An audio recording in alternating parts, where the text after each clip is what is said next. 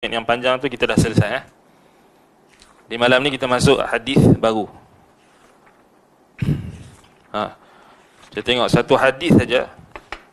Satu hadis saja Syekh Al-Utsaimin rahimahullah syarah berapa muka surat? Purata. Satu hadis 63 sampai 76. Satu hadis saja berapa muka surat purata? Syekh syarahkan. 1 2 3 4 6 7 8 9 10 11 13 14 lebih kurang 14 muka surat. Ini dalam bahasa Arab. So, hadis Ubadah bin Samit radhiyallahu anhu, satu hadis hampir 14 muka surat, 15 muka surat sahaja disyarahkan oleh muallif. Itu pun ada kata sesat lagi. Itu kata Allah musta'an. Orang yang tak tahu tentang qadrul ulama. Orang yang tak tahu tentang kedudukan ulama. Wallahu musta'an. Orang macam ni kita kata memang sangat, kita kata kita sedihlah bila ada orang yang masih lagi bersangka baik dan masih lagi menyokong orang yang menghina ulama ahli sunnati wal jamaah. Wallahu musta'an wa alaihi at-tuklan. Baik. Jadi kita sambung pada hadis Itban. Jadi walahuma, itu dalam matan dia, matan kitab tauhid, walahuma fi hadis Itban. Fa inna Allah harrama 'ala an-nar man qala la ilaha illallah yabtaghi bidzalika wajha Allah. Baik. Walahuma di situ maknanya apa? Hadis yang diriwayatkan oleh Al-Bukhari dan Muslim. Yakni hadis yang diriwayatkan oleh Al-Bukhari dan Muslim. Walahuma. Jadi kembali dhamir itu kepada dua imam hadis, iaitu Imam Al-Bukhari dan Imam Muslim. So Imam Al-Bukhari riwayatkan hadis Itban ini dalam kitab Ahadithul Anbiya, bab qaulillah ta'ala ya ahlal kitab la taghlu fi dinikum. Wahai ahlul kitab, jangan kamu melampau dalam agama kamu. Muslim dalam kitab Al-Iman, bab ad-dalilu ala anna man mata ala tauhid dakhala al-jannah. So Imam Muslim letak dalam kitab Al-Iman. Al-Bukhari dalam kitab Ahadithul Anbiya, hadis-hadis tentang nabi-nabi. Baik. Jadi hadis ini hadis Itban. Apa hadis dia? Hadis dia Nabi SAW bersabda, fa inna Allah harrama 'ala an-nari man qala la ilaha illallah yabtaghi bidzalika wajha Allah. Kerana sesungguhnya Allah mengharamkan bagi neraka orang yang mengucapkan la ilaha illallah yabtaghi bidzalika wajha Allah, demi mencari wajah Allah. Dan kita dah sebut sebelum ini, terjemahan ini adalah terjemahan yang tepat, paling tepat sekali, kerana dia tidak terjemahkan wajah Allah itu kepada selain makna yang zahir. Makna yang zahir. Jadi kalau kita buka kitab-kitab tafsir sekalipun, tafsir ulama ahli sunnati wal jamaah, tafsir ulama salaf, mereka akan sebut, kalau tafsir ayat mereka akan sebut wa zahirul ayah, wa zahirul ayah, wa zahirul ayah. Zahir ayat maknanya macam ni, zahir ayat maknanya macam ni. Sebenarnya itu adalah manhaj ahli sunnati wal jamaah, beriman dengan zahir Al-Quran dan juga hadis. Jadi jangan kita terpedaya dengan golongan yang mempersendakan ahli sunnah, mempersendakan orang yang nak ikut Al-Quran dan sunnah ni. Mereka kata ini puak-puak literal. Itu dia tasbih dia orang.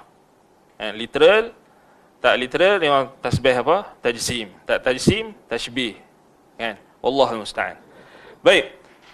Jadi hadis Itban ini, kata Syekh, qauluhu Itban. Ini syarah dia. Baik, hadis sabda Nabi SAW Itban, beliau ialah huwa Itban ibn Malik al-Ansari radhiyallahu anhu. Itban ibn Malik al-Ansari. Kana yusalli biqaumihi. Ini dia punya sabab wurud hadis. So, kalau Al-Quran dia ada sabab nuzul. Tapi bukan semua ayat ada sabab nuzul. Sebab penurunan. Sabab nuzul itu sebab penurunan. Tapi hadis kita sebut sabab wurudul hadis. Sebab berlakunya peristiwa ataupun sebab kita kata berlaku atau kita kata peristiwa yang latar belakang peristiwa yang berlaku yang menyebabkan hadis itu diucapkan oleh Nabi sallallahu alaihi wasallam. Jadi Syekh bawa di sini latar belakang hadis ini. Kenapa Nabi sallallahu alaihi wasallam sebut fa inna Allah harrama 'ala an-nari man qala la ilaha illallah yabtaghi bidzalika wajha Allah. Itban ini kata Syekh radhiyallahu anhu, Itban ibn Malik al-Ansari, beliau ini adalah seorang yang imam, dia seorang imam yang mengimamkan salat bersama dengan kaumnya. Jadi itu imam lah kan. Fa dha'afa basaruhu, lalu penglihatannya semakin lemah. Wa syaqqa alaihi adh-dhahab ilaihim, dan dia beratlah kepada dia itu untuk pergi mengimamkan salat kaumnya. Dia ada keuzuran lah. Dia ada keuzuran.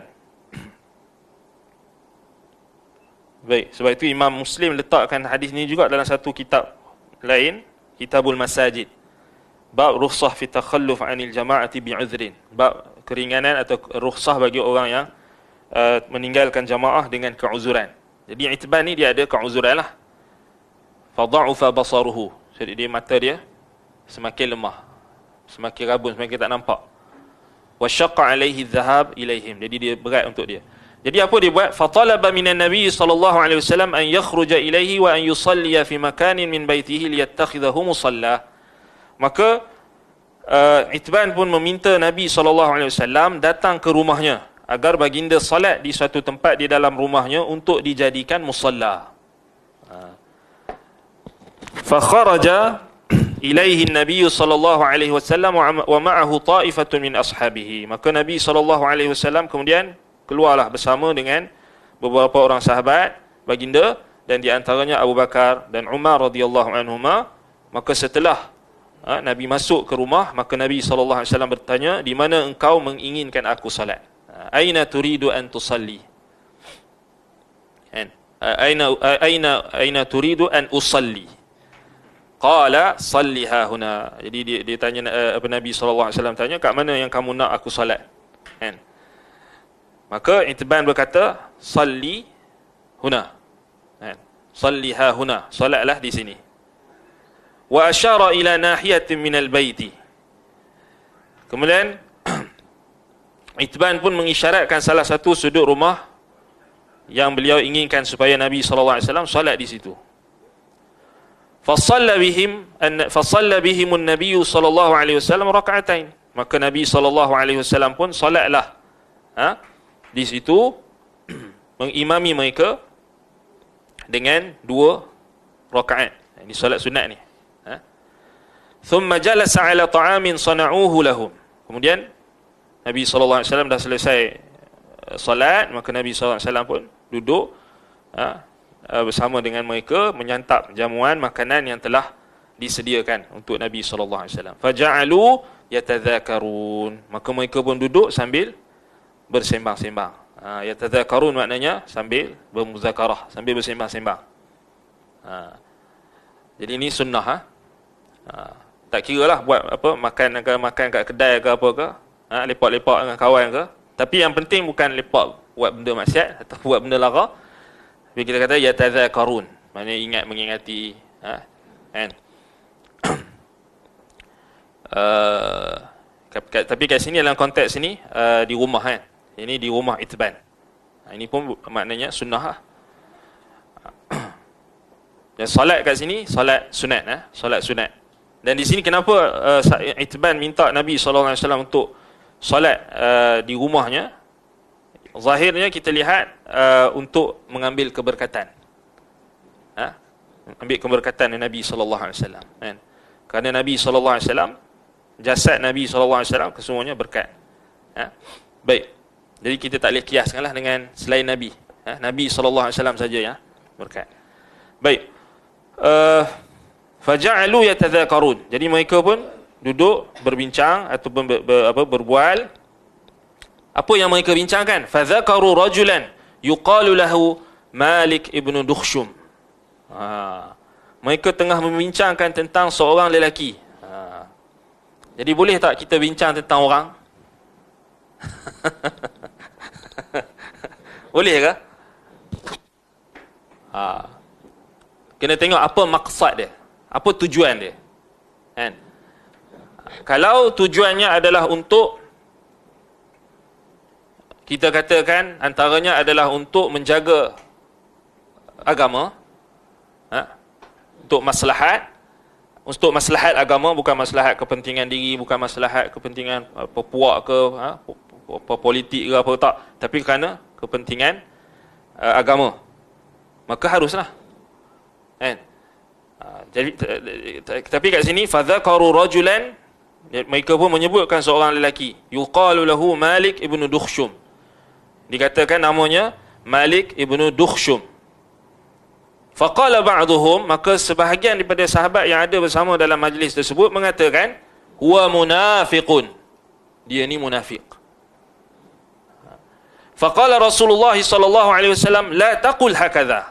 So Nabi sallallahu alaihi wasallam bersabda, la taqul hakadha, jangan kamu kata macam tu. Alaysa qala la ilaha illallah yuridu bidzalika wajha Allah, bukankah dia itu seorang yang mengatakan la ilaha illallah dan dia menginginkan dengan hal tersebut wajah Allah? Thumma qala fa inna Allah harrama 'ala an-nari man qala la ilaha illallah yabtaghi bidzalika wajha Allah. Itu dia punya sebab urut hadis ni. Kemudian Nabi sallallahu alaihi wasallam kata, bukankah dia itu mengucapkan la ilaha illallah dan dia menginginkan wajah Allah? Kerana sesungguhnya Allah mengharamkan ke atas neraka bagi sesiapa yang mengucapkan la ilaha illallah, kerana mengharapkan kalimah tersebut, dengan kalimah tersebut wajah Allah. Al-hadis. Baik. Ini dia punya latar belakang kisah. Baik. Fanahahum an yaqulu hakadha. Kata Syekh Al-Utsaimin rahimahullah, maka Nabi SAW melarang mereka mengatakan sedemikian. Li'annahum la yadruna amma fi qalbihi. Kerana mereka tidak mengetahui apa yang ada di dalam hatinya. Li'annahu yashhadu an la ilaha illallah, kerana dia ialah seorang yang bersaksi bahawasanya tiada ilah yang berhak disembah melainkan Allah. Wa huna ar-rasul qala hakadha. Dan di sini kita kena faham, Rasul, yakni Nabi SAW mengatakan sedemikian. Walam yubri ar-rajul, tapi Nabi SAW tidak yubri'ur rajuli, maknanya tidak menyatakan terlepasnya lelaki itu secara spesifiknya daripada tuduhan tersebut. So Nabi SAW tak sucikan lelaki tersebut, tapi Nabi SAW kata, alaysa qala la ilaha illallah yuridu bidzalika wajha Allah. So di sini dia katakan Nabi melarang mereka mengatakan seperti itu kerana mereka tidak mengetahui isi hatinya. Namun demikian Nabi tidak mengatakan Malik bin Dukhshum itu orang yang bersih, orang yang suci. So Nabi SAW, kat sini kita kena faham, Nabi SAW tegur perkataan mereka yang maknanya sebahagian sahabat yang terus hukum dia sebagai munafik. Sebab kita kena faham, nifak ini dia melibatkan, apa maksud nifak? Nifak yang ada pada zaman Nabi SAW, kebanyakan dalam hadis, ialah nifak akbar. Kita dah sebut sebelum ni dalam kelas awal kita, kaedah nifak yang dimaksudkan dengan munafik pada zaman Nabi SAW, khususnya yang ada dalam Al-Quran, yang ini merujuk kepada nifak akbar, nifak besar. Apa maksud nifak besar ni? Nifak besar, munafik yang besar ni maknanya yudhiruna al-Islam wa yubtinuna al-kufr. Mereka yang menzahirkan Islam dan menyembunyikan kekufuran. Itu makna nifak akbar. Adapun nifak munafik yang kecil, mereka yang ada ciri-ciri nifak. Contohnya, idza haddatha kadzaba wa idza wa'ada akhlafa wa idza tumina khana wa idza khasama fajara. Bila berkata dia berdusta, bila dia wa idza wa'ada akhlafa, bila berjanji dia menyelisih janji, wa idza tumina khana, bila dia diberikan amanah maka dia khianat. Satu lagi riwayat, wa idza khasama fajara, bila dia bertengkar atau bertelagah maka dia melakukan kefajiran, melakukan kejahatan. Baik, itu nifak kecil. Tapi nifak besar ni, ini yang dimaksudkan dalam ni. Sebab sahabat kata huwa munafiq, dia adalah munafik. Mana kemudian Nabi SAW membantah perkataan itu. Dan Nabi SAW tak membersihkan lelaki tersebut, Malik ibn Dukhshum. Cuma Nabi SAW tegur para sahabat penggunaan perkataan mereka. Faham tak? Maknanya di sini kita apa disebutkan oleh Syekh Al-Utsaimin rahimahullah di sini, wa naha wa lam yubri ar-rajul. So Nabi SAW tak membersihkan lelaki tersebut. Innama ata bi'ibaratin 'ammah bi anna Allah harrama 'ala an-nari man qala la ilaha illallah yabtaghi bidzalika wajha Allah. Hanya saja Nabi SAW mendatangkan ibarat yang umum bahawasanya Allah mengharamkan ke atas neraka sesiapa yang mengucapkan la ilaha illallah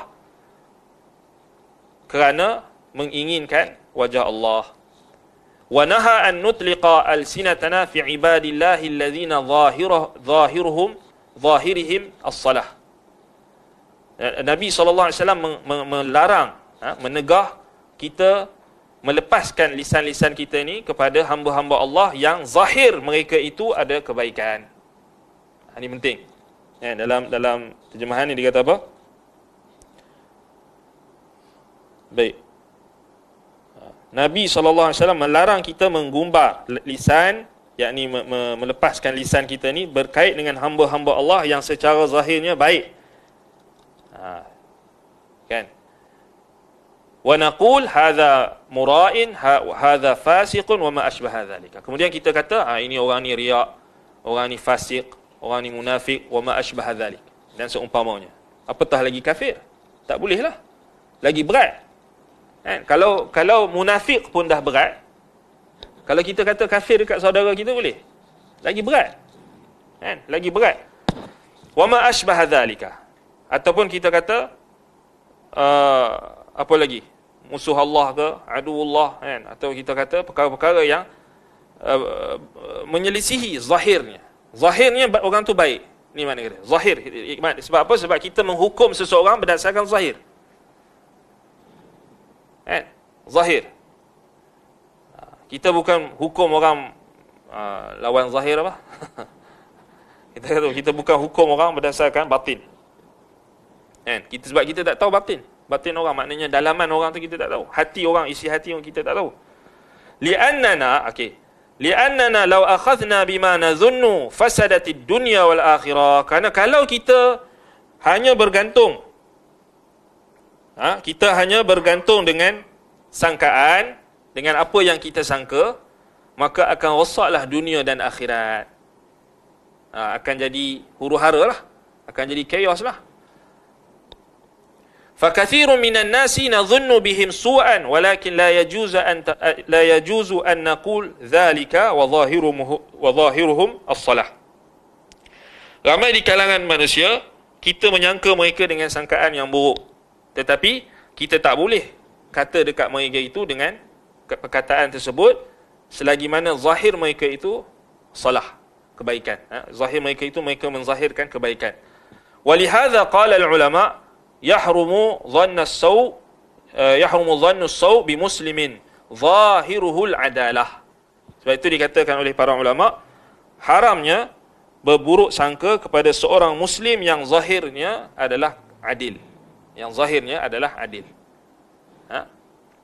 Ini kita faham, ini kaedah penting.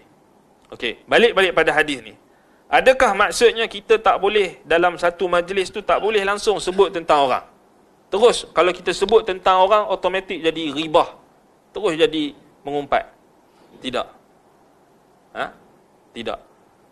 Yang menjadi ribah atau umpatan apabila kita menyebutkan sesuatu yang kita katakan yang berkenaan dengan saudara kita, apa yang dia tak suka, apa yang dia tak suka, yang apa kita kata itu ribah. Ribtah ataupun dia ada lagi al-buht. Al-buh kita buat fitnah, dia tak kata macam tu, buhtan kan, kita sebut buhtan tu lagi berat. Kalau ribah pun dah berat kan, Allah Ta'ala sebut apa dia, macam makan daging saudara sendiri,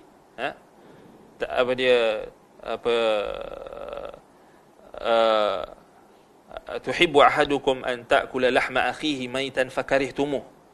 Kamu sukakah kamu makan daging daging saudara kamu sendiri, bangkai ataupun daging saudara kamu sendiri, fakarihtumuh. Kalau kamu tahu hal tersebut dosa yang besar mengumpat ini, maka kamu takkan mengumpat. Baik itu umpat kan, mengumpat. Ada lagi kita kata dalam kategori yang lebih dahsyat, buhtan. Yang ni buhtan maknanya kita fitnah lah, kita buat sesuatu, kita mendakwa sesuatu yang tidak dikatakan oleh saudara kita. Yang sekarang ni bukan setakat buhtan, memang dahsyat lah, fitnah yang besar apabila menuduh ulama-ulama ahli sunnati wal jamaah dengan tuduhan mujassimah, dengan tuduhan musyabbihah, kemudian mengambil tulisan-tulisan ulama, kitab-kitab ulama itu, kemudian mentafsirkan mengikut tafsiran yang di luar maksud murad al-mutakallim, apa yang nak dikehendaki oleh penulis, apa yang nak dikehendaki oleh penutur, pembicara. Itu fitnah, itu buhtan, dan wajib kita mempertahankan dan wajib menjelaskan kebobrokan dan juga kejahatan golongan ini. Ahlul kalam inilah maksudnya, mereka yang sengaja mencari-cari perkara yang syubhat, yattabi'una ma tashabaha minhu ibtigha' al-fitnah wa ibtigha' ta'wilih. Mereka hanya nak cari fitnah dan mereka nak cari perkara yang samar-samar untuk menimbulkan fitnah kepada orang-orang Islam. Dan ini kita kata orang yang jahat lah. Kita nak kata apa lagi? Nak sangka baik lagi, kan? Wallahul musta'an. Orang yang maknanya terang-terang ambil perkataan kalam ulama luar konteks, ambil daripada kitab-kitab ahli sunnah, ambil daripada kitab-kitab ulama salaf, kemudian mereka mentakwil mengikut takwilan mereka, kemudian mereka mendatangkan keraguan kepada masyarakat. Kemudian kita nak kata itu tak apa lagi, baik lagi, nak sangka baik lagi. Wallahul musta'an. Baik, itu lebih dahsyat lah, kan? Baik, jadi di sini balik sini, fadzakaru rajulan. Jadi dalam majlis tu faja'alu yatadzakaruna fadzakaru rajulan. Jadi dalam majlis tersebut sahabat sebut seorang lelaki ni tadi, nama dia Malik ibnu Dukhshum. Jadi adakah maknanya Nabi SAW mengingkari perbuatan mereka sebut tentang lelaki tersebut? Soalan. Nabi ingkar tak mereka sebut tentang Malik bin Dukhshum? Jawapannya tidak. Apa yang Nabi ingkar? Hukum mereka ke atas Malik bin Dukhshum. Itu yang Nabi ingkar. Maknanya itlaqul lafz ataupun itlaqul kalam. Itlaqul lisan fi kata Syekh Utsaimin fi ibadillahi alladhina zahiruhumus salah. Kerana Malik ibn Dukhshum ni, beliau, kita kata seorang Muslim, zahirnya Muslim. Sebab itu Nabi SAW kata, alaysa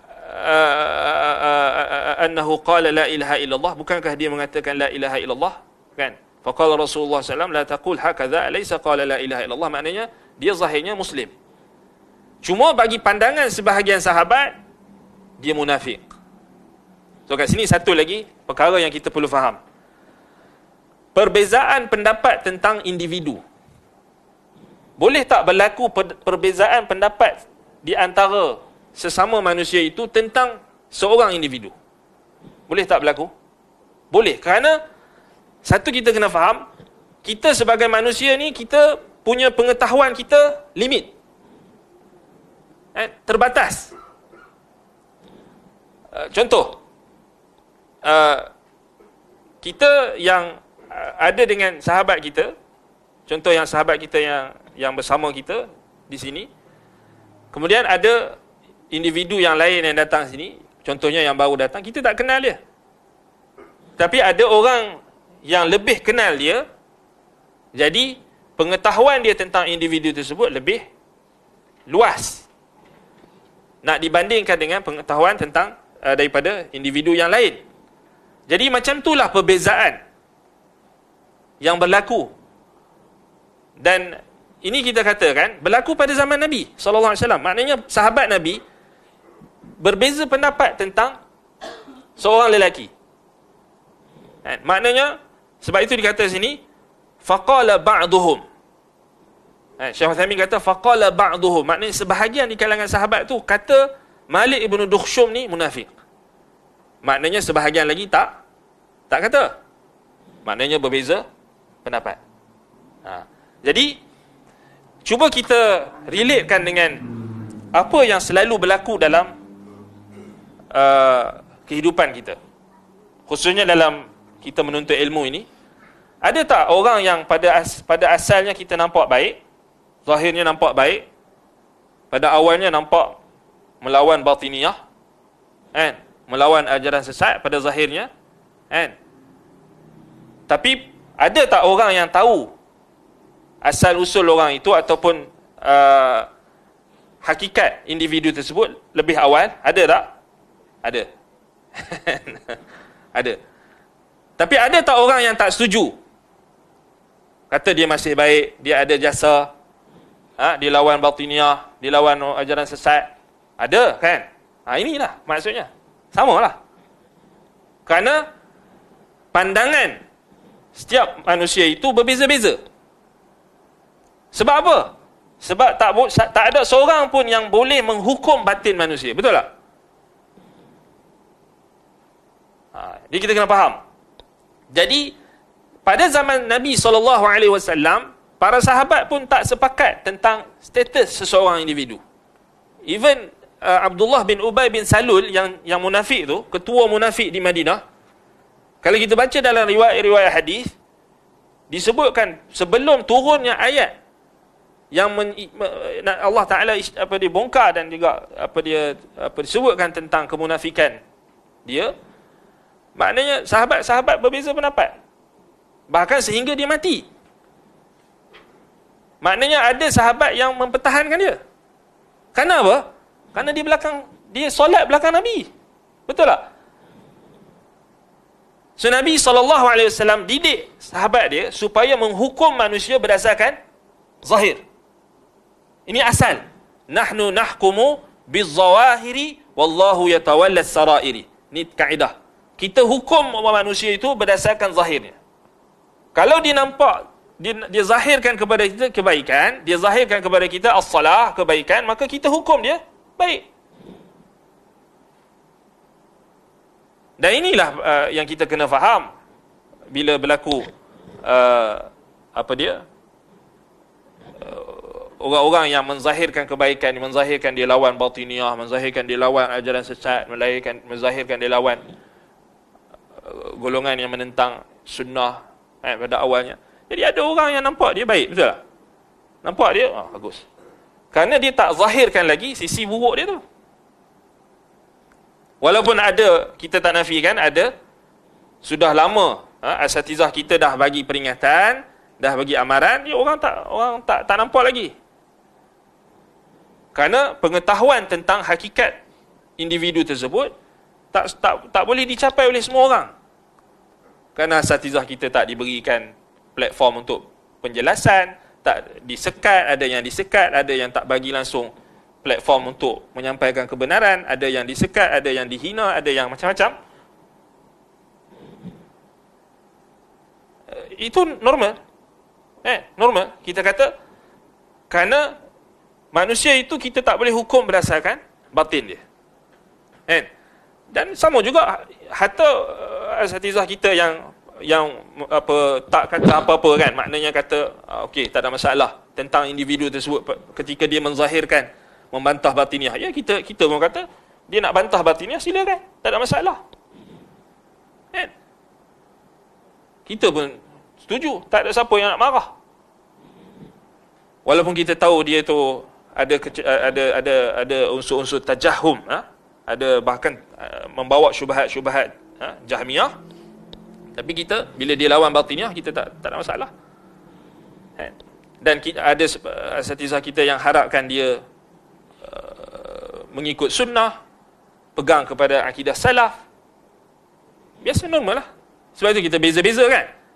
Tapi ada sebahagian orang yang mereka mungkin agak mungkin kita kata ya, kita kata tak nafikan, mereka marah, kita pun marah kan, siapa tak marah?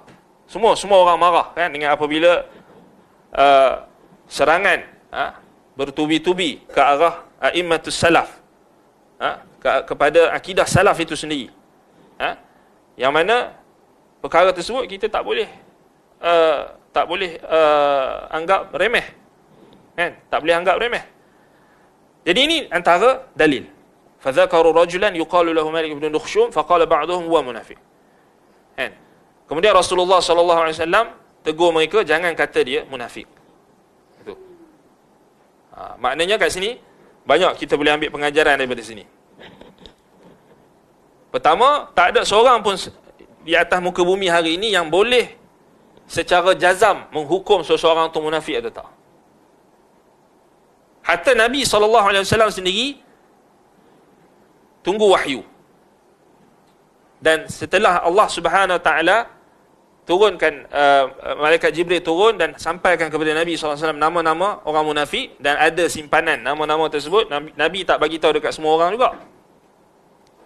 Disimpan oleh sahibus sir, penyimpan rahsia Nabi SAW macam Huzaifah bin Al-Yaman radhiyallahu anhu.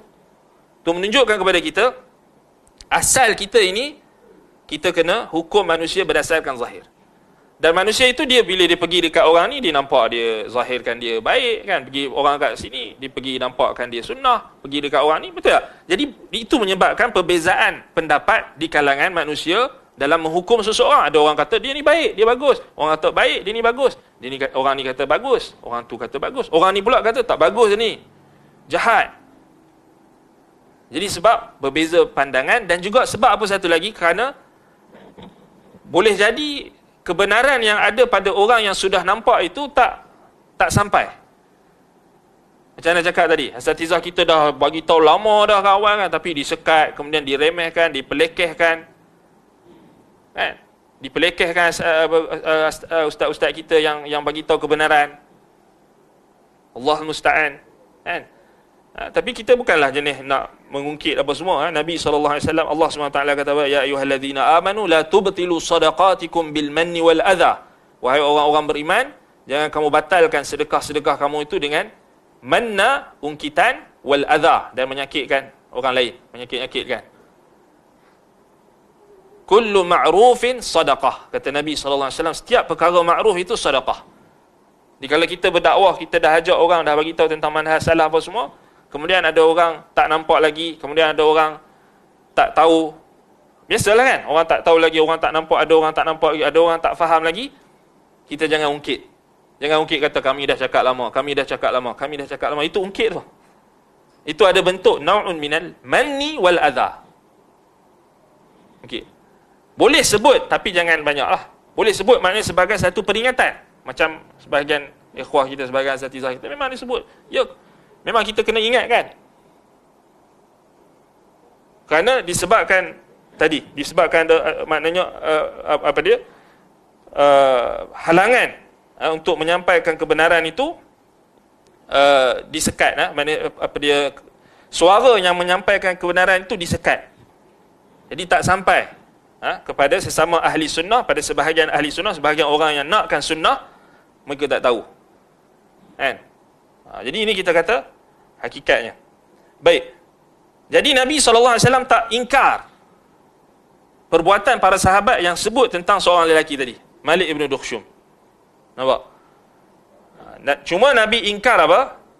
Itlaq mereka, lisan mereka itu yang mengatakan dia munafik. Terus cakap dia munafik itu Nabi ingkar. Kat situ sama jugalah kita, kalau kita maknanya apa dia, tasnif manusia, mana kita menggolongkan seseorang individu atau orang mana-mana orang, kita tak boleh secara jazam, secara pasti mengatakan orang itu sebagai kafir ke, munafik ke, dan istilah-istilah yang menunjukkan seakan-akan kita menjazamkan hukum ke atasnya. Tetapi bukan secara mutlak juga. Bukan maknanya kita langsung tak boleh tasnif. Tasnif ni maknanya kita menggolongkan seseorang itu. Kitab Syekh Bakar Abu Zaid rahimahullah ada satu kitab dia panggil Syahwatut Tasnif, atau kalau tak salah Syahwatut Tasnif ataupun di at-tasnif baina dhanni wal yaqin, kalau tak salah at-tasnif baina dhanni wal yaqin. Maknanya yang kita selalu tengoklah, menggolongkan kita mengkategorikan orang itu dengan apa yang menjadi kebiasaannya. Apa yang menjadi kebiasaannya. So dalam konteks agama, tasnif ni penting tak? Perlu tak kita tasnifkan orang? Kita kena faham, tasnif kita menggolongkan orang, mengkategorikan orang tu. Contoh, kita katakan fulan sunni. Dia ni sunni. Kan? Sebab apa? Dia melazimi ahli sunnati wal jamaah. Contoh, dia melazimi akidah ahli sunnah. Dia berkawan dengan ahli sunnah. Contoh, fulan, kita kata fulan Jahmi. Jahmi. Apa maksud Jahmi ni? Jahmi ni kerana dia duduk dengan orang-orang yang berpegang dengan usul-usul Jahmiyah. Contoh dalam ta'til sifat Allah, menolak sifat-sifat Allah, ini Jahmiyah. Dia kata ke fulan Jahmi. Salah tak? Tidak salah secara mutlak, tidak benar juga secara mutlak. Kena faham. Maknanya itu yang dikarang oleh Syekh Bakar Abu Zaid tu, baina dhanni wal yaqin. Kita tak boleh tuduh ataupun tasnif seseorang itu. Tasnif maknanya sannafa yusannifu tasnif, kita menggolongkan dia, mengkategorikan dia dengan sesuatu lafaz itu melainkan ada bukti. Tak boleh sangka-sangka. Tak boleh sangka-sangka. Kan? Jadi kita sebut fulan salafi. Apa maksud fulan salafi? Maknanya dia ini melazimi manhaj salaf. Dia duduk dengan orang-orang yang berpegang dengan mazhab salaf. Contoh, akidah dia pegang, dia ikut manhaj salaf. Itu kita kata dia salaf. Fulan sufi. Kita kata sufi. Dia ni sufi. Sebab apa? Aku tengok dia ni asyik duk share tentang sufi je, sufi lah. Kan? Secara umumnya macam tu lah kan? Fulan Syi'i, contoh. Kerana dia ni apa dia? Duk share kitab-kitab Syiah macam tu. Bila dah share kitab-kitab Syiah, jadi dia panggil dia Syiah lah. Tapi kena tengok jugalah, kalau dia ikut, dia tak faham, tak boleh kita nak panggil itu. Mungkin dia orang awam. Fulan Asy'ari. Fulan itu Asy'ari. Itu pun tak boleh kita bermudah-mudah juga. Kan? Maknanya dia, kalau kita kata dia Asy'ari, dia berpegang dengan usul-usul Asy'ariyah. Asy'ariyah tu pula ada banyak golongan pula. So kita kena adil pula. Nak tasnif maknanya dia ni Asy'ariyah yang mana? Asy'ariyah yang ikut betul-betul ikut manhaj Abul Hasan Al-Asy'ari, ataupun Asy'ariyah yang mutaakhirin yang dah banyak ambil usul-usul Jahmiyah dan usul-usul Mu'tazilah, mutafalsifatil Asy'ariyah. Sebut Asy'ariyah yang dah jadi falsafah, yang ambil usul-usul falsafi. Itu semua tu kena ada ilmu sebelum kita nak tasnif manusia. Sebab itu Syekh Bakar Abu Zaid karang kitab At-Tasnif Baina Dhanni wal Yaqin. Sebab tasnif ni dia syahwat juga. Sebab kita nak gelar orang tu, dia syaitan pun boleh rosakkan kita. Sebab dia syahwat. Sebab itu guru kami Syekh Abdul Rahim Jama'an hafizahullah, beliau ada karang satu kitab ringkas Syahwatut Tasnif, ataupun satu syair ringkas tentang sebahagian penuntut ilmu ni memang suka nak mentasnif orang ni dengan zan, dengan sangkaan saja. Itu pun tak elok juga. So maknanya dia kena kembali kepada ilmu juga. Dia kena ada mizan yang betul. Dia kena, maknanya kita tak bolehlah suka-suka hati panggil orang tu Jahmi tanpa ada bukti dan sebagainya. Kan? Baik, itu kita kena faham. Jadi sebut seorang individu, seorang lelaki ataupun seorang mana-mana individu dalam majlis kita dalam rangka untuk mengetahui status dia, itu tak diingkari oleh Nabi SAW. Kita kena faham kan? Cuma yang diingkari tadi, bila dihukumkan tu dia munafik ke, dia kafir ke, dia keluar daripada Islam ke, itu tak boleh. Sebab kita hukum atas batin dia. Itu tak boleh. Hukum atas zahir dia. Baik. Sebab itu kata Syekh yang pada akhir tu, La yaju sebab apa? Sebab kalau kita biarkan orang semua suka bina persepsi atas dasar sangkaan, maka akan rosak dunia dan akhirat. Orang ni akan tuduh orang ni, orang tu akan tuduh orang ni, orang ni akan tuduh orang tu. Dan sebenarnya benda ni bukan baru lagi, dah lama dah. Zaman ulama-ulama salaf dulu memang macam tu jugalah. Bila ulama ni dituduh dia sebagai lafziyah, sebagai orang yang condong kepada golongan yang mengatakan Al-Quran tu makhluk, contoh kan, zaman Imam Al-Muzani misalnya, Imam Al-Muzani dituduh sebagai golongan lafziyah, ataupun Al-Waqifiyah, orang yang berhenti tak kata Al-Quran tu bukan makhluk, contoh zaman tu lah. Sebab itu Imam Al-Muzani karang kitab untuk membersihkan tuduhan. Imam At-Tabari dituduh sebagai Syiah, beliau karang kitab dan beliau jelaskan tentang akidah beliau, Sarihus Sunnah. Imam An-Nasai misalnya juga dituduh. Imam Al-Bukhari pun dituduh. Itu standard lah tuduhan ni. Sebab tu kita normal lah kalau zaman sekarang pun guru kita dituduh macam-macam. Orang tuduh guru kita ni mumayyid, hizbi, apa lagi, macam-macam nama kan kita dengar. Sururi lah, inilah, itulah, ikhwani lah, apa benda lah.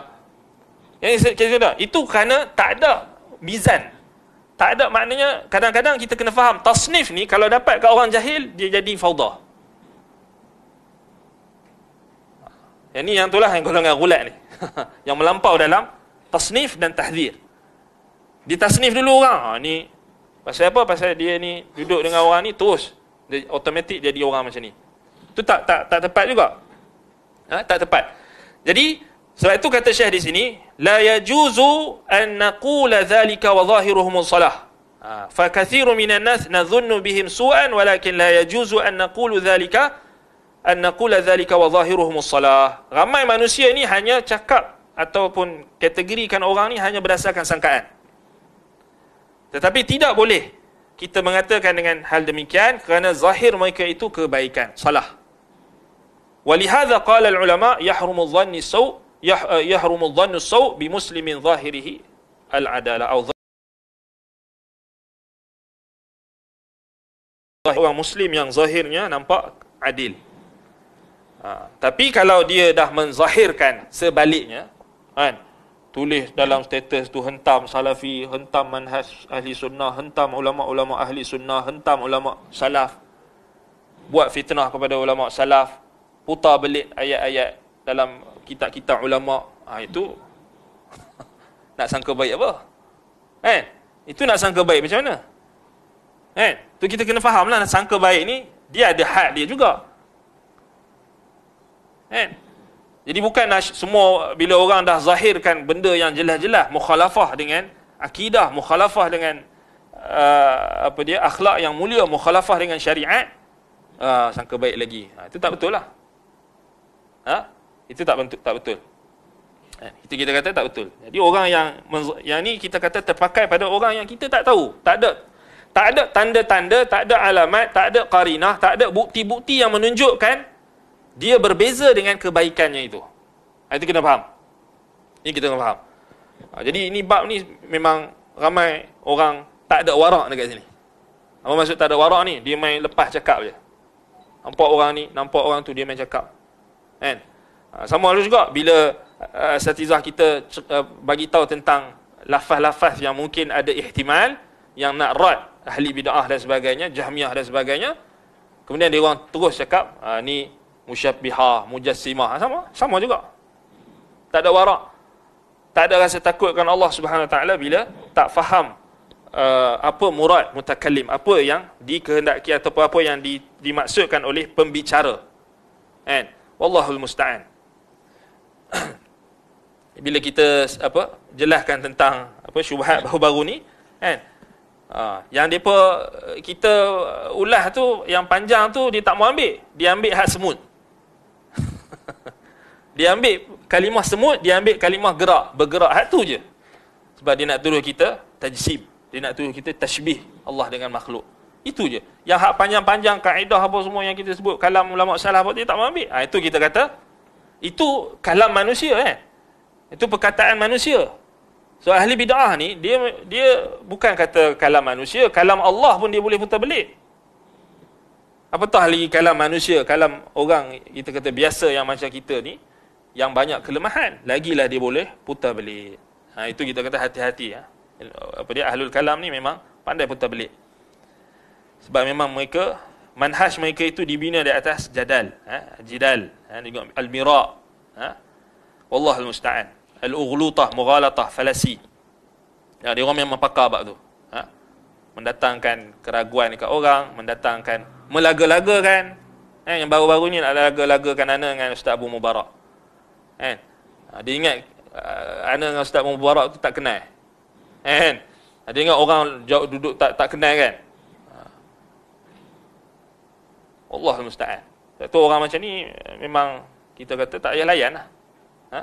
Tak payah layan. Kita tak layan dia orang lagi, dia orang marah. Kita kata qul mutu bi ghaidhikum. Matilah kalian dengan kemarahan kalian. Pergi mampuslah itu maksudnya. Mutu bi ghaidhikum tu bahasa kasar dia, pergi mampuslah kamu. Mutu bi ghaidhikum. Sebab itu ulama salah dulu tak layan. Lagi tak layan, lagi dia orang marah.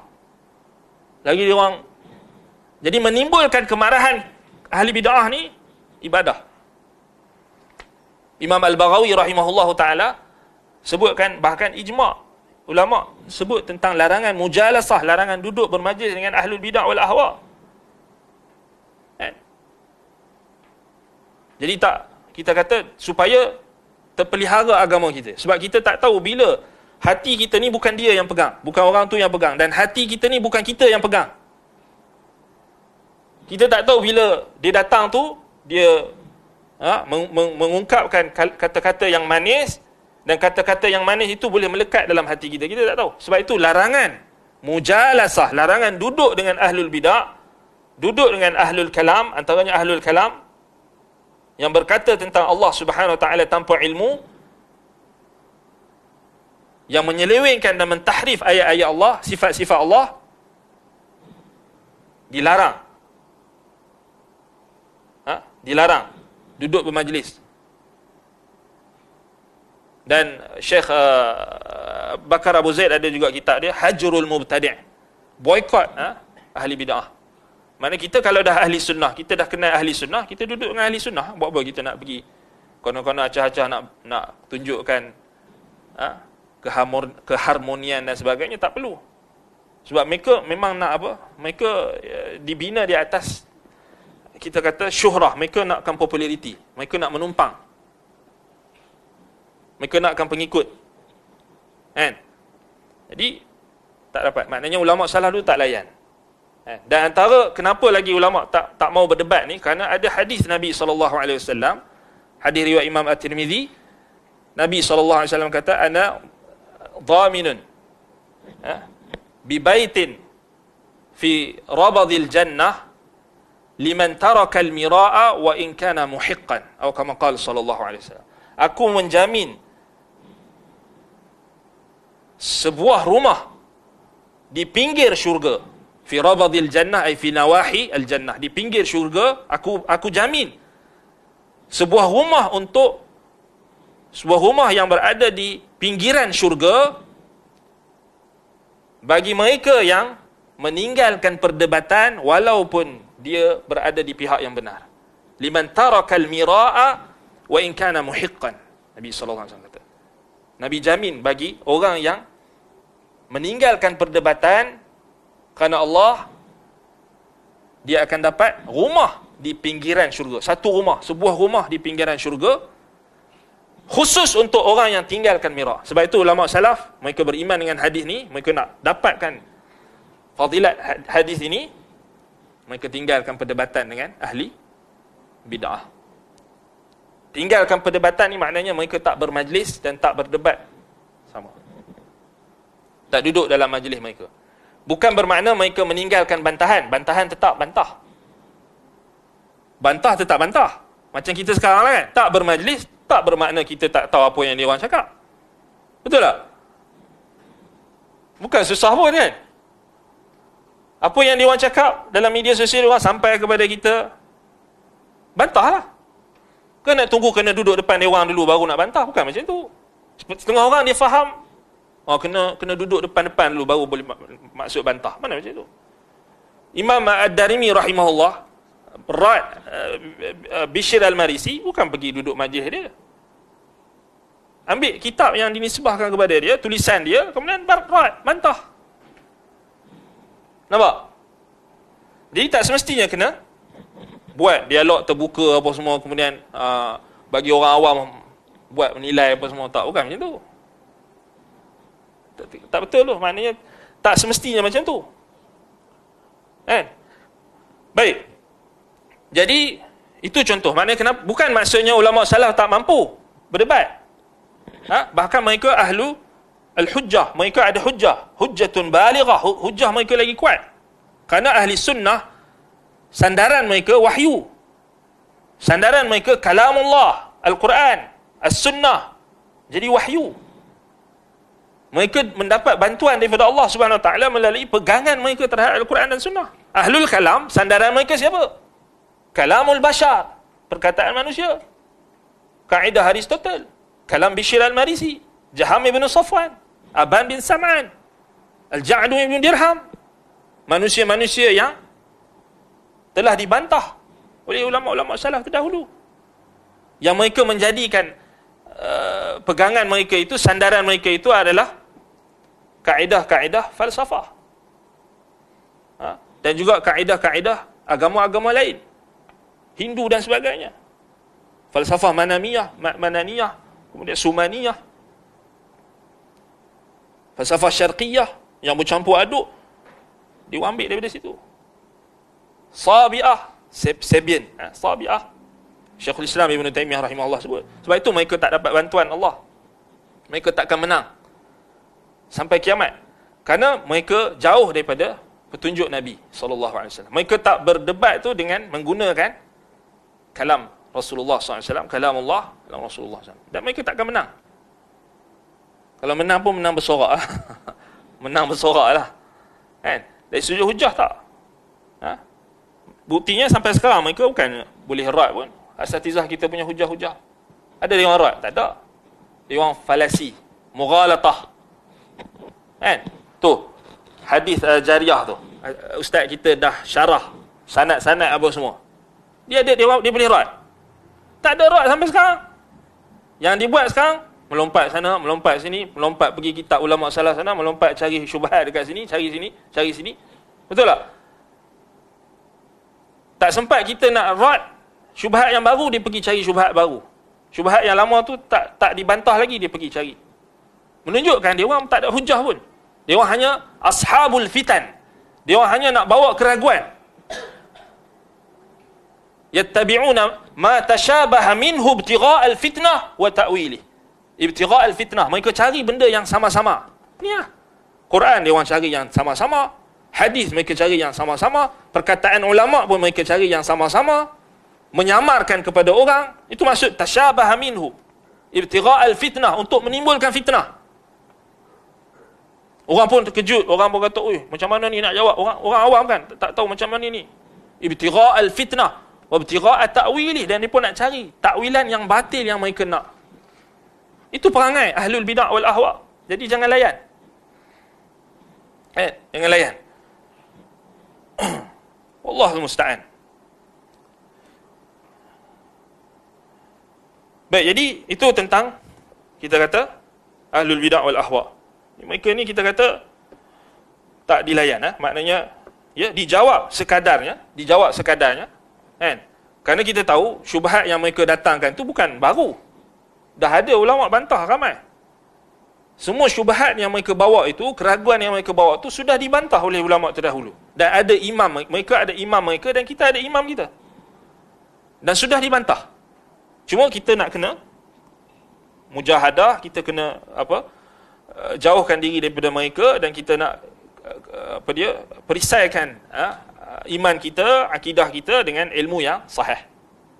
Lazimi majlis ilmu itu. Bukan kita pergi duduk berdebat dengan dia orang, layan dia orang punya syubhat. Tak, kita tak tahu bila Allah Taala nak pesongkan hati kita. Cuba bayang, ulama-ulama salaf, dia orang bukan tak mampu untuk debat. Mampu untuk debat, bahkan dia orang paling layak untuk berdebat, tapi tak bawa satu riwayat yang sebut ulama salaf ni pergi majlis-majlis mereka itu berdebat secara langsung. Maknanya menjadikan perkara tersebut sebagai kebiasaan. Berdebat ni sebagai kebiasaan. Tak, debat ni, jidal ni, wal mira' wal khusumah, bukan asas dalam pengambilan agama, pengambilan akidah. Ini yang menjadikan asas pengambilan akidah ni, debat, adalah Mu'tazilah. Sebab mereka memang ahlul jidal. Kan? Tak. Sebab itu, tengok Imam Malik. Imam Malik kan, riwayat daripada ashab Imam Malik tentang ada orang yang nak berdebat dengan Imam Malik. Imam Malik kata, pergi kamu cari, idhab ila man syakin, atau ila man syak, atau idhab ila syakin mithlika fakhasamahu. Amma ana, adapun aku dah yakin dengan agama aku. Adapun kamu pergi cari dengan orang yang ragu-ragu macam kamu juga, pergi berdebat dengan dia. Imam Malik. Kemudian dinukilkan ijma' oleh Imam Al-Baghawi rahimahullah akan larangan debat. Begitu juga Imam Al-Barbahari rahimahullah larang, menukilkan kesepakatan ulama salaf larangan untuk berdebat, berjidal dengan ahlul bidah wal ahwa. Sebab mereka lagi kita layan lagi dia orang suka. Lagi kita layan lagi dia orang suka. Baik, jadi itu kesimpulannya. Kita tak payah layan. Sebarkan sunnah. Sebab itu Imam Malik kata, macam mana nak rad, macam mana nak bantah? Sebarkan sunnah. Dengan sunnah itu akan terzahir hujjah. Sebarkan kalam ulama salaf. Sebarkan perkataan-perkataan daripada hadis Nabi SAW. Sebarkan ayat-ayat sifat. Sebarkan hadis-hadis sifat. Dengan itu dengan cara yang kita kata dapat memberikan keyakinan kepada manusia, iaitu dengan kita menyebarkan ilmu yang bermanfaat. Bukan kita sebarkan lagi syubhat mereka, keraguan mereka. Kan? Wallahul musta'an.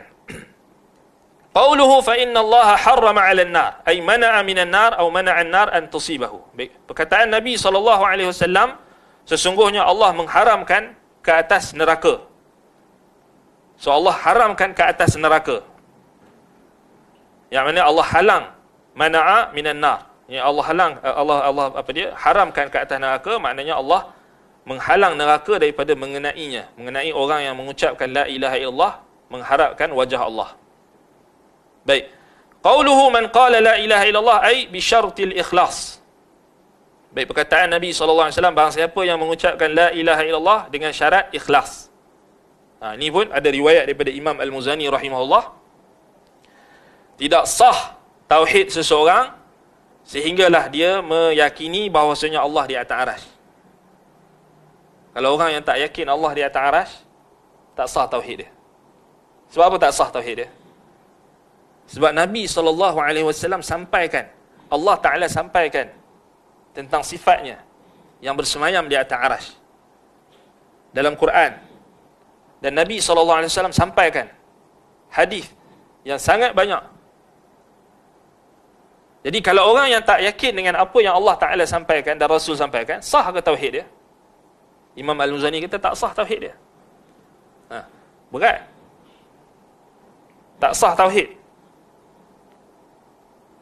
Wallahul musta'an. Baik. Ai bi syartil ikhlas. Barang siapa yang mengucapkan la ilaha illallah dengan syarat ikhlas, bidalili qaulihi ta'ala, bidalili qaulihi yabtaghi bidzalika wajh Allah. So dalil kat mana kita nak katakan syarat ikhlas ni? Dalam hadis ni Nabi kata, Allah Ta'ala haramkan ke atas neraka untuk sesiapa yang mengucapkan la ilaha illallah, Syekh Uthaymin kata, dengan syarat ikhlas. Bukan semua orang yang kata la ilaha illallah terus diharamkan daripada neraka. Betul tak? Kalau dia kata la ilaha illallah tapi tak percaya Allah di langit, tak percaya Allah bersemayam di atas arasy, tapi dia kata la ilaha illallah, lepas tak syarat tu? Tak lepas.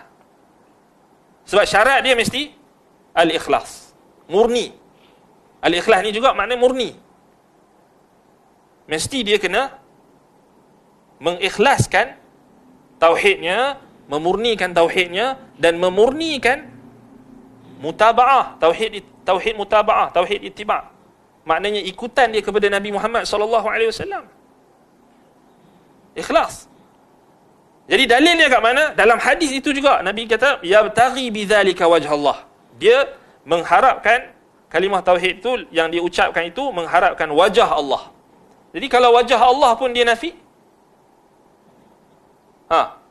puak-puak Jahmiyah ni, wajah Allah dia kata ada tak? Dia nafi wajah Allah. Takwil, ta'til, tolak. Jadi macam mana dia nak dapat wajah Allah? Macam mana dia nak dapat keikhlasan? Macam mana dia nak dapat kemurnian? Ikhlas tak ada. Sebab Nabi kata yabtaghi bidzalika wajh Allah, mengharapkan wajah Allah, tapi wajah Allah pun dia tak beriman. Dia kata Allah Taala tak ada wajah. Allah Taala kata Allah ada wajah. Dia kata Allah Taala tak ada wajah. Macam mana dia nak dapat diharamkan daripada api neraka? Kalau wajah Allah yang ada dalam hadis Nabi SAW yang Nabi sebutkan ini pun dia tolak. Syarat dia mesti ikhlas. Yatlubu wajh Allah wa man talaba wajhan fala budda an ya'mal kullama fi wus'ihi li wusul ilaih. Nampak? Saya kata siapa yang mengharapkan mencari wajah Allah hendaklah, dan siapa yang mencari wajah Allah ni maknanya hendaklah dia beramal dengan segenap usahanya untuk sampai kepadanya, sampai kepada wajah Allah. Sampai kepada wajah Allah, sampai masuk syurga dan sampai diberikan nikmat yang tertinggi, nikmat yang paling lazat, iaitu melihat wajah Allah. Wujuhun yawma idzin nadhirah ila rabbiha nadhirah. Wajah orang-orang beriman pada hari itu berseri-seri. Ila rabbiha nadhirah, kepada Tuhan mereka melihat. Lilladzina ahsanul husna wa ziyadah, bagi orang-orang yang buat kebaikan, ihsan, bagi mereka itu al-husna, ganjaran yang tertinggi, iaitu syurga, jannah, wa ziyadah, dan juga tambahan, bonus. Nabi SAW tafsirkan bonus atau tambahan ziyadah itu an-nazaru ila wajhillah, melihat wajah Allah. Jadi kalau wajah Allah pun dia tolak, kata tak ada wajah, tak ada sifat lah terus, tak wujud terus. Jahmiyah ni bukan kata ni sampai wujud pun dia wujud Allah pun dia nafikan. Wallahul musta'an.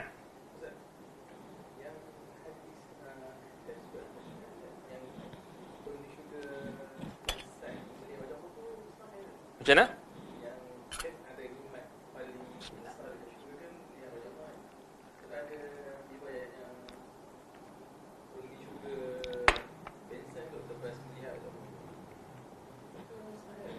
Allah Alam. Tak pernah dengar je pembahasan. Allah Alam. La adri. Tak tahu. Allah Alam. La adri. Ana tak tahu. Baik. Jadi saya kata sini li'anna mubtaghi syai' yas'a fil wusul ilaih. Karena orang yang nakkan sesuatu, mubtaghi, yabtaghi bidzalika wajh Allah. Kalau kita dah tahu tujuan yang tertinggi kita, jadi kita nak masuk syurga, nak tengok wajah Allah. Itu yang Nabi SAW ajarkan. Nabi doa, Allahumma inni as'aluka ladzatan nazari ila wajhik wa syauqan ila liqa'ik. Nabi doa, ya Allah, aku memohon kepadamu kelazatan melihat wajahmu. Wa syauqan ila liqa'ik, kerinduan untuk bertemu denganmu. Tapi ahlul bid'ah sekarang, wajah Allah pun dia nafi. Dia kata Allah tak ada wajah. Jadi macam mana dia nak dapat melihat, nak dapat kelazatan melihat wajah Allah kalau dia nafikan apa yang Allah Ta'ala sebut, apa yang Nabi SAW sebut. Baik. Jadi orang yang nakkan sesuatu, dia akan berusaha untuk sampai. Fala nahtaju ila qawli Zuhri, dia kata sini, saya kata sini, maka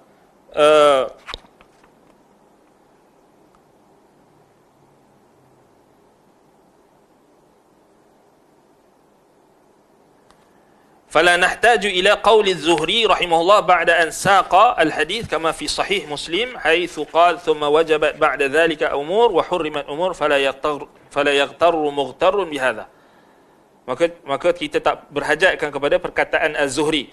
Az-Zuhri sini Muhammad ibn Shihab ibn Muslim Az-Zuhri, imam Az-Zuhri, dia ada tambahan pada dalam riwayat Muslim tu dia ada sebut ada idraj. Idraj ni maknanya tambahan daripada perawi atau tambahan daripada, bukan perkataan Nabi lah, perkataan Az-Zuhri. So Az-Zuhri kata wajabat ba'da dhalika umur wa hurimat umur fala yaghtarru mughtarrun bihadha. So Syekh Utsaimin kata kita tak berhajatkan kepada tambahan perkataan Az-Zuhri tu. Lepas pada man qala la ilaha illallah yabtaghi fa inna Allah harama 'ala an-nar man qala la ilaha illallah yabtaghi bidzalika wajha Allah. Kemudian ada tambahan. Az-Zuhri kata thumma wajabat ba'da dhalika umurun wa hurimat umur fala yaghtarru mughtarrun bihadha. Maksudnya apa dia, setelah itu ada beberapa perkara yang wajib dan beberapa perkara yang haram, maka jangan sampai ada orang yang terpedaya dengan hadis ini. So kita tak berhajatkan kepada penjelasan Az-Zuhri itu dah, sebab dalam hadis tu dah jelas. Dah jelas maknanya syarat dia, maknanya nak diharamkan daripada api neraka ni, maknanya syarat dia mesti yabtaghi bidzalika wajh Allah, mesti kena ada ikhlas. So dalam hadis tu sendiri dah ada penjelasan dia. Itu maksud Syekh Utsaimin. So, itu maksud kita tak berhajatkan lagi pada penjelasan Az-Zuhri, sebab dalam hadis tu dah jelas. Tapi bukan maknanya Syekh memperlekehkan Imam Az-Zuhri, bukan. Tapi kata makna bagi tahu jelasnya hadis tu. Dalam hadis tu sendiri dah jelas. Nabi kata bukan semua orang yang ucap la ilaha illallah ni confirm akan diharamkan daripada neraka. Itu maksud dia. Mesti ada syarat. Syarat dia yabtaghi bidzalika wajh Allah. Mesti dia mencari dia dengan ucapan la ilaha illallah tu dia berkeinginan dan berkehendak, berusaha untuk mencapai wajah Allah. Itu maksud dia. Itu ikhlas. Mesti syarat dia kena ada. Bukan dia ucap la ilaha illallah, goyang kaki, kemudian tidur, tak solat apa, nak diharamkan daripada neraka. Ataupun ucap la ilaha illallah tapi buat syirik, nak diharamkan daripada neraka. Apa? La ilaha illallah, lepas tu ta'til sifat, nafi sifat-sifat Allah, tu nak diharapkan untuk diharamkan daripada api neraka. Tak boleh. Syarat dia mesti ikhlas. So ini satu hadis je. So tak perlukan kepada penjelasan luar pun dah jelas. Itu makna perkataan Syekh Al-Utsaimin, fala nahtaju ila qawli Zuhri rahimahullah ba'da an saqal hadis. Dia kata fala. Tapi kita kena ambil iktibar jugalah perkataan Az-Zuhri tu. Az-Zuhri kata wajabat ba'da dhalika umur wa hurrimat umur fala yaghtarru mughtarrun bihadha. Maknanya dia tak bolehlah dipaham dia ucap la ilaha illallah kemudian confirm Allah haramkan dia daripada neraka. Tak. Mesti dia diwajibkan dengan perkara-perkara. Mesti dia kena buat perintah Allah, betul tak? Wa hurrimat umur. Dan ada perkara-perkara yang diharamkan, perkara-perkara yang diharamkan tu dia kena jauhi. Perkara-perkara yang diperintahkan dia kena laksanakan. Fala yaghtarru mughtarrun bihadha. Betul lah tu. Maka janganlah terpedaya orang-orang yang mudah terpedaya dengan ini, dengan hadis ini. Maknanya ni bantahan kepada Murji'ah. Sebenarnya ni bantahan kepada Irja', maknanya orang Murji'ah, golongan Murji'ah lah. Sebab Murji'ah ni mereka kata cukup ucap la ilaha illallah dengan lisan, confirm masuk syurga. Man qala la ilaha illallah dakhala al-jannah. Tak ada syarat apa, masuk syurga terus. Kan? Itu Murji'ah. Fal hadis wadihud dalalah ala syartiyatil amal liman qala la ilaha illallah. Maka hadis ini jelas dilalahnya, petunjuknya menunjukkan syarat pengamalan itu perlu ada bagi orang yang mengucapkan la ilaha illallah. Sebab Nabi kata yabtaghi bidzalika wajh Allah. Dia mesti ucap la ilaha illallah tu mengharapkan wajah Allah. Walidha qala ba'du salaf inda qawli Nabi sallallahu alaihi wasallam miftahul jannah la ilaha illallah lakin man ata bimiftahin la asnana lahu la yuftahu lahu. Sebab itulah sebahagian salaf mengatakan ketika menjelaskan hadis Nabi sallallahu alaihi wasallam ini, mereka mengatakan kunci syurga itu adalah la ilaha illallah. Tetapi bagaimana kunci itu, bagaimana orang yang bawa kunci itu tanpa gigi, maka sudah tentu dia tak akan boleh buka pintu. Ini perkataan siapa? Bukan hadis. Ini bukan hadis. Ini adalah asar daripada tabi'in. Wahab ibn Munabbih rahimahullah yang pernah berdebat dengan Al-Ja'du ibn Dirham dalam masalah sifat.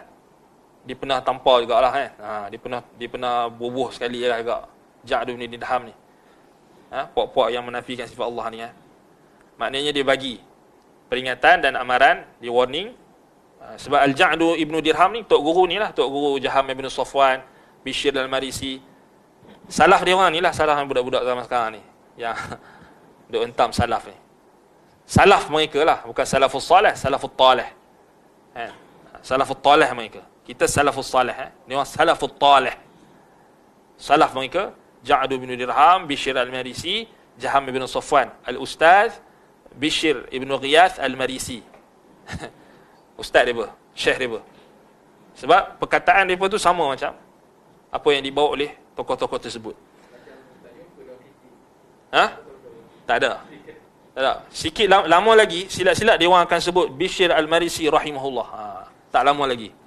Imam. Tapi dia orang mungkin duduk tengah baca-baca lagi kot. Tunggu dia golek kitab lagi. Kan?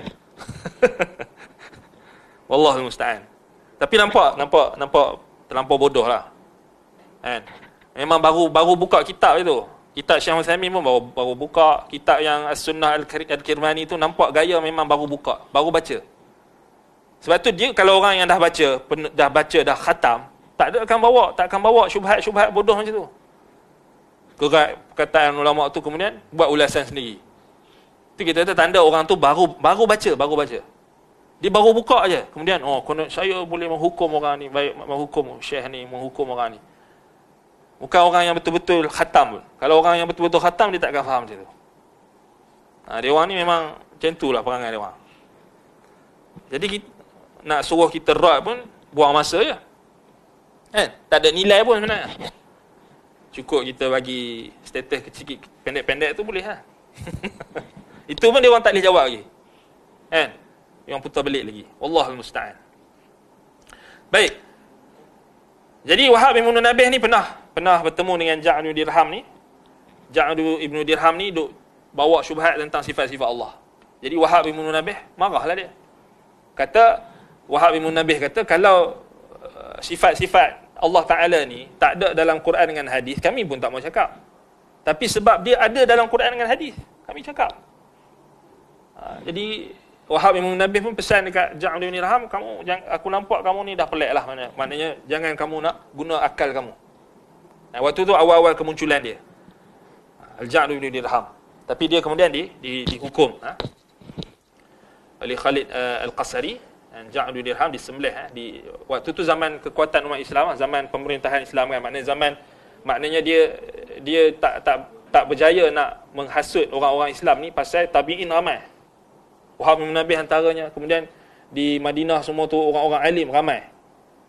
Tapi bila zaman Jaham Ibn Safwan tu, dia pun tak dapat kekuatan sangat. Tapi Bishr Al-Marisi ni, bila dia mengaji fiqh Imam Abu Hanifah, dia nak menampakkan keilmuannya, itu yang menyebab orang terpedaya. Orang terpedaya. Kan? Jadi waktu tu, itu waktu zaman Imam Ahmad itulah berlakunya fitnah mereka ini. Mereka mendapat tempat dalam pemerintahan, dapat jawatan qadi. Jadi orang ramai terpedaya. Dan sampai zaman sekarang ni lagi lah, dah berapa kurun lah. Jadi orang tak kenal kan. Sebab itu pentingnya kita mengingatkan kepada orang ramai tentang sejarah ini. Sebab orang tak tahu. Orang tak tahu main celah mana mereka ni, perkataan mereka. Sebab itu kita kena ingatkan. Baik, kita berhenti kat sini dulu. Kalau ada soalan. Ya.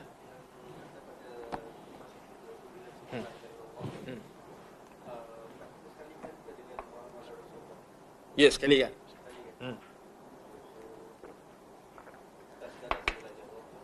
Bukan. Sebab apa? Sebab apa Nabi SAW waktu sebut kat sahabat tu, Nabi kata man qala la ilaha illallah. Nabi tak kata Muhammadur Rasulullah. Sebab apa? Sebab khitab Nabi kita itu kepada sahabat. So sahabat tu bila dia dengar daripada Nabi SAW, dia dah mengakui Nabi SAW adalah Muhammad Rasulullah. So Nabi sampaikan dekat mereka la ilaha illallah. Yang dalam konteks hadis-hadis macam ni kan. Tetapi tak dinafikan juga, banyak lagi riwayat yang sebut macam contoh macam riwayat sebelum ni Ubadah bin Samit yang asyhadu an man qala man syahida an la ilaha illallah, man syahida an la ilaha illallah wa anna Muhammadan abduhu wa rasuluh. Kan? Cuba tengok balik yang riwayat sebelum ni yang kita syarah. Ubadah bin Samit dalam kitab yang sama, kitab kita ni. Itu menunjukkan adanya lafaz la ilaha illallah Muhammadur Rasulullah.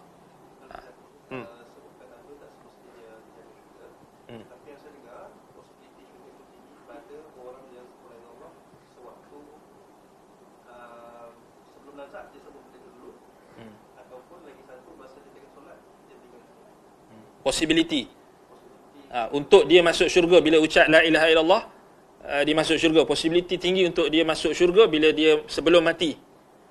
Itu hadis sahih. Man akhiru kalamihi la ilaha illallah dakhala al-jannah. Siapa yang akhir kalamnya la ilaha illallah masuk syurga. Itu ada dalil hadis. Kan? Tapi ulama bahas juga syarat dia mesti dia faham la ilaha illallah tu. Mesti dia faham dengan kefahaman yang betul.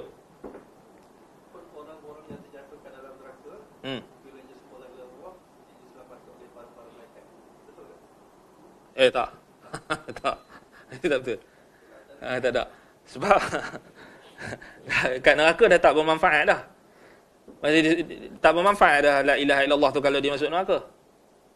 Kat situ ada syafaat. Tapi syafaat untuk ahli tauhid. Yang saya dengar macam la ilaha illallah perkataan tu mengharamkan diri dia daripada neraka. Tapi bila dia dah masuk neraka tu lain cerita. Itu hukum di akhirat. Hukum dalam neraka lain. Maknanya di kat dunia.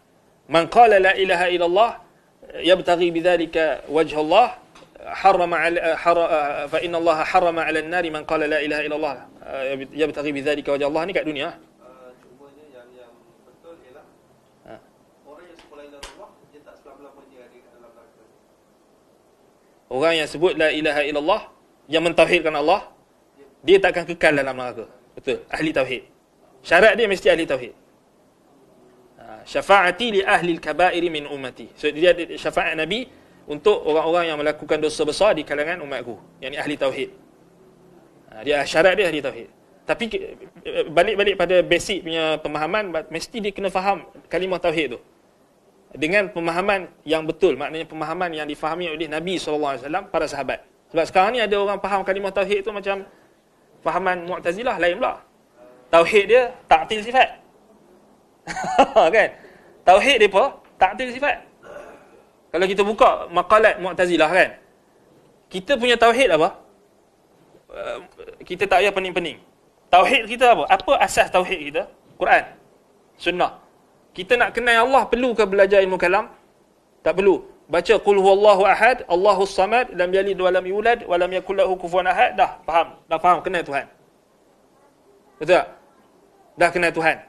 Dengan syarat kita faham makna surah Al-Ikhlas tu, kita faham apa maksud qul huwallahu ahad, Allahus samad, lam yalid wa lam yulad wa lam yakul lahu kufuwan ahad. Tak sampai 1 minit boleh faham akidah yang sahih. Semua orang Islam faham, betul tak? Tak perlu pun kena a'rad ke, ajsam ke, jauhar ke. Kan? Tapi kalau kita buka maqalat Mu'tazilah, kalau kita buka maqalat Mu'tazilah punya tauhid, pening. Nanti kita try buat. Ana bawa tauhid yang Mu'tazilah, ana bawa kalam Mu'tazilah punya. Apa maksud Tuhan? Nak kenal Tuhan tu, kita bawa dia punya kalam. Kita terjemahkan, kemudian kita comparekan dengan surah Al-Ikhlas. Confirm orang akan kata yang ni tak faham apa. Yang Mu'tazilah punya tu tak faham apa. Yang Mu'tazilah sekarang ni, yang Jahmiyah sekarang ni. Tidak di dalam, tidak di luar, tidak di kiri, tidak di kanan, tidak berwarna, tidak ini, tidak itu, tidak ini. Semua tidak. Apa benda? Dipanggil nafyul mahd, ataupun sifat salbiyah al-mahdhah. Sifat Tuhan ni bagi dia nafi je. Itu kena faham juga tauhid, kena faham dengan fahaman ahli sunnah. Syarat dia. Kalau faham macam Mu'tazilah, sesat. Kan? Macam mana? Kalau faham macam sihak tu, tak gitu. Macam mana? Sihak. Oh, yang tu. Dia kata Allah tu Muhammad kan? Yang tu kita dah syarah dah sebelum ni kan? Yang kita dah syarahkan sebelum ni tentang asyhadu anna Muhammadan abduhu wa rasuluh. Syekh Utsaimin kan dah syarahkan kan? Tentang apa? Beza antara Allah dengan Tuhan. Dan syubhat Nasrani, Kristian. Itu syubhat sama. Punca dia kerana apa? Kerana tak tahu Tuhan kat mana. Itu punca dia. Kan? Itu dia nak pergi rot pula orang tu, pasal orang, kalau orang tu tahu akidah dia, orang tu akan sokong dia. Pasal dia nak rot pula. Tu yang Imam apa kalam tu. Kan? Dia nak lari kan bila dah tak boleh jawab kita punya hujah, dia nak lari, dia nak nampakkan kononnya lawan balik ajaran sesat. Tapi yang tu semua orang Islam tahu bodoh kan. Memang jelas-jelas kan. Kata Allah tu, Muhammad tu memang tak ada siapa orang boleh terima. Tapi akidah yang diperbawa ni pun tak ada seorang pun yang berakal akan terima. Sebab itu dia orang takkan boleh punya menzahirkan akidah falsafah kepada masyarakat ni memang musibah. Memang akan membawa musibah kepada dia orang. Sebab itu dia orang takkan berani untuk cakap. Dia orang akan tasatur. So ini hati-hati. Tasatur ni apa? Dia orang akan bersembunyi. Bersembunyi dengan takwil. Bersembunyi dengan apa? Janganlah kamu kata manhaj kami ni tak betul. Janganlah kamu kata ahlul kalam ni sesat. Ini pendekatan. Ini tasatur. Yang jelas-jelas tadi dah. Orang jelas-jelas dah orang tolak. Pasal orang tak orang kata ni apa ni kan? Mengarut apa ni? Tuhan tak wujud lah kalau macam ni sifat dia. Kan? Sebab ahli sunnah bawa Quran dengan sunnah. Jadi orang ramai faham Quran dengan sunnah. Kan? Hujah Allah kat atas manusia. Orang Islam semua faham Quran dengan sunnah. Mereka bawa falsafah. Memang orang takkan terima. Orang akan kata apa benda ni? Tuhan apa macam ni? Tak ada sifat. Tak ada ini, tidak itu, tidak ini, tidak itu, tidak wujud. Akhir sekali. Awak kamu tak wujud tu orang takkan terima. Sebab itu dia orang akan pergi ke marhalah yang berikutnya. Yang ni paling bahaya. Tasatur. Mereka akan berselindung di sebalik Quran dan sunnah. Mereka akan bawa takwil. Ini pun dah banyaklah sebenarnya. Takwil. Ataupun mereka kata, kamu janganlah kata pendekatan ahlul kalam ni semua sesat. Kan? Kamu kena berlaku adil lah. Kan? Ada ahlul kalam yang betul. Kita kata masalahnya yang kita nampak sekarang ni, natijah yang sekarang ni, yang ada depan mata kita ni, yang duk mempermainkan sifat-sifat Allah, kemudian tuduh ulama-ulama salaf, tajsim dan sebagainya. Ini apa benda? Kan? Dia orang nak supaya kita akui pendekatan kalam tu sebenarnya tak perlu akui pun. Kalau kamu betul-betul nak ikut kebenaran, ikutlah kebenaran. Dia orang akan kata, dia orang akan cuba untuk kononnya untuk mengharmonikan. Sebenarnya tak boleh nak harmoni pun. Sebab memang kebatilan. Kan? Ilmu kalam, kita bawa 3 lazim, 3 ilzam. Buktikan kepada kita ilmu kalam yang dia orang bahaskan, jauhar, a'rad, dalil tarkib, hudusul ajsam, apa semua tu, buktikan Nabi Muhammad SAW ada ajar para sahabat. Buktikan sahabat Nabi ada cerita tentang Allah macam kalam dia orang, macam perkataan dia orang. Buktikan ada mana-mana sahabat Nabi yang perkenalkan Allah Ta'ala dengan cara mereka, dengan metod mereka. Buktikan. Ada tak salafus salih, ada tak tabi'in, atba'u tabi'in, imam-imam matbu'in, imam-imam yang diikuti di kalangan ahli sunnah, di kalangan fuqaha, mufassirin, ahlul hadis, yang pegang macam dia orang pegang, yang ucap perkataan macam dia orang. Buktikan. Dia orang tak boleh bawa 3 bukti ni, itu menunjukkan dia orang tak betul. Macam mana sekali dia orang dakwa, dia orang tetap tak betul. Sebab dia orang tak boleh buktikan perkataan dia orang tu ada sandarannya daripada Nabi SAW. Nabi ada kata Allah tidak a'rad, tidak jisim, tidak ini, boleh bawa. Tak ada. Nabi aja qul huwallahu ahad, Allahus samad. Tapi dia boleh bawa tafsir yang batil. Itu yang bahaya tu. Dia bawa Quran juga, kemudian dia tafsirkan dengan takwil atau takwil Jahmiyah. Itu yang dihadapi oleh Imam Ahmad dan sebagainya. Kita kena faham. Jadi dia orang tak boleh bawa. Kalau kita tengok akan tersingkap, orang akan nampak imam-imam mereka ini macam tadilah, Jahmiyah, Jaham ibn Safwan, Bishr al-Marisi, itu jelas. Sebab sampai sekarang dia orang tak boleh nak nafikan. Dia orang tak marah pun. Bahkan dia orang marah pula, sebahagian asatizah kita, ikhwah kita hentam Jahmiyah, dia pun terasa. Kita bukan cakap kat Asy'ariyah kan, kita cakap Jahmiyah. Dia terasa. Macam nak tuju kat aku je. Sebenarnya benda ni berlaku zaman Imam Al-Hafidh Al-Mizzi lagi. Bila Imam Al-Hafidh Al-Mizzi rahimahullah baca kitab Khalqi Af'alil Ibad, kan? Kemudian ada di kalangan mereka ini, Asy'ariyah ni, dengar bacaan kitab tu dia orang terasa. Padahal kitab tu rad Jahmiyah. Tapi dia orang terasa. Apa bukti? Apa maksud dia? Maksudnya dia orang berpegang dengan usul Jahmiyah. Sama juga macam mutaakhirin Asy'ariyah sekarang ni. Asy'ariyah yang mutaakhirin. Tanpa kita menafikan ada sahabat-sahabat kita yang di kalangan Asy'ariyah yang tak tahu pun benda ni. Ataupun dia hanya ikut, kan? Dia hanya ikut hadis, ahlul hadis, dia ikut di kalangan guru-guru dia dan sebagainya. Tapi dia tak tahu pun perbahasan ni. Dia tak tahu pun usul ni, usul Jahmi bin Safwan. Ramainya macam tu. Dia orang tak tahu lagi. Tak baca lagi. Orang tak tahu. Tapi bila kita dah, orang-orang yang dah ada pengalaman, bagi tahu usul ni usul Jahmiyah, so tak ada masalah. Dia orang akan jelas. Kalau kita bagi tahu dekat dia orang, ini sebenarnya ni Jahmiyah punya perkataan ni, dia orang terima, dia orang akan terima. Dan dia orang takkan redha dengan perkataan tersebut. Kan? Tapi yang totok punya ni, yang mutaakhirin, yang Asy'ariyah yang totok, yang bertahankan Jahmiyah ni, macam puak-puak ni lah, falsafah ilmu kalam semua ni, yang jelas-jelas mereka menyerang akidah salaf, kan? Jadi silap langkah lah dia orang serang manhaj salaf ni. Dia orang serang kitab-kitab a'immatus salaf, kan? Sepatutnya dia orang kekallah dengan apa yang dia orang pegang tu, tak mengganggu dan merobek kehormatan ulama-ulama salaf, kan? Patutnya mereka kekal. Nak lawan batiniah, lawanlah batiniah. Kata nak guna ilmu kalam tu lawan etis, lawanlah etis. Lawanlah geng-geng batiniah makrifat tu. Kenapa nak lawan salafi pula? Pelik kan? Kenapa nak lawan ahli sunnah pula? Nak lawan salafi pula? Apa pasal? Apa salah salafi sekarang ni? Salafi ada kata Allah tu Nabi Muhammad ke? Salafi ada bawa perkataan sesat ke? Tak, salafi seru orang tauhidkan Allah, isbat sifat-sifat Allah, ta'zim, agungkan Allah. Masalahnya dia nampak kita menjisimkan Allah, mentashbihkan Allah. Itu tuduhan dia orang. Sebenarnya dia orang tak berani lagi pasal dia orang nampak kuat lagi. Tunggu nanti bila kita makin, maknanya tak ramai orang nak bangkitkan isu ini, kalimah dia orang akan ambil kesempatan. Sekarang ni pun dia orang berani, bila ada sebahagian asatizah yang sini minta maaf, kan, dia dah berani. Tengok ni kena minta maaf. Apa nak kena minta maaf pula? Dia nak ilzam kita untuk minta maaf. Apa nak kena minta maaf? Kalau kamu bawa usul Jahmiyah, kenapa nak minta maaf? Kan? Dia gunakan sentimen. Wallahul musta'an. Baik. Jadi tauhid tu kena faham. Tauhid kita faham yang ikut ahli sunnah. Kalau tak guna juga kita sebut la ilaha illallah tapi pegang dengan usul ta'til Jahmiyah. Tauhid kita jadi tauhid Mu'tazilah, tauhid Jahmiyah. Tak guna. Tak bermanfaat juga. Mesti kena tauhid seperti mana yang Nabi SAW dan para sahabat pegang. Itu penting. Tafsir tauhid tu. Wallahu ta'ala a'lam bishawab.